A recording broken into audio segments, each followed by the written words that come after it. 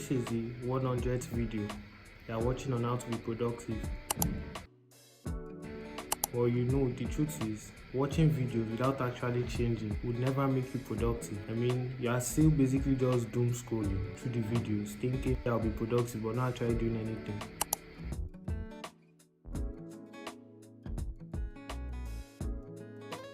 That's why today I'm going to make sure this will be the last video that you would ever need to be productive. These are tips that I have tried and actually worked for me. That's why I think I should share them here today. Welcome back to the channel, guys. For today is mental peace. If your mind is stressed and messy, don't you know that your day would also be stressed and messy? That doesn't mean you should go and meditate for an hour or meditate for 2 hours, or even meditate throughout the whole week. I'm not saying every morning that you wake up, you have to give yourself 5 minutes. Just 5 minutes, just breathe.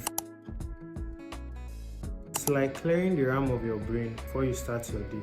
Number 2, environment. Your environment is actually boosting or killing your focus. If you are studying while blasting Netflix, believe me, you've already lost. You just have to find a spot with no distraction. It doesn't have to be fancy or you have to start building anything. It can just be the corner of your.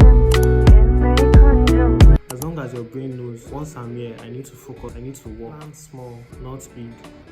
A lot of us think having giant to-do lists that actually make us more productive, but that does the opposite. It makes us more messy and makes us more stressed. Kaizen stands for small improvements and how they have a big impact. Imagine to do is just pick 2 or 3 important things that are really important for you to do that day and put your mind to it and do it. Having small focused work finished is better than having large chunks of unfocused work unfinished. You fall into the trap of what is called Parkinson's law. Now, Parkinson's law, I don't know if you've ever heard about it, but Parkinson's law is actually real and it works. Because ever since I started using Parkinson's law, I've actually become more productive. When I say I have to finish something in the next 3 hours, I finish it in the next 3 hours. Parkinson's law also says that work contracts to fill the time allotted for it.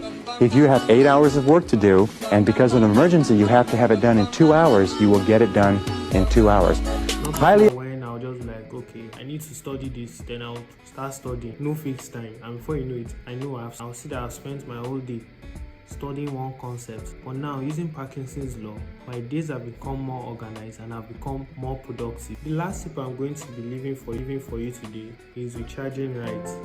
And so I'm a great believer in taking breaks. I'm a great believer in turning off. When you have a weekend or a week off. You have to take breaks. A lot of people think if I grind for the next 4 hours, if I grind for the next 5 hours, I've been productive. But you can grind for 4, 5, 6 hours and actually not be productive if you don't take breaks, because your brain to be stressed.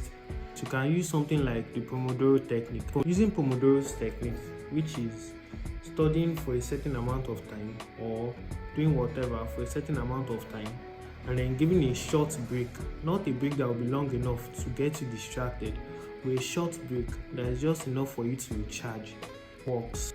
I focus for roughly 15 minutes.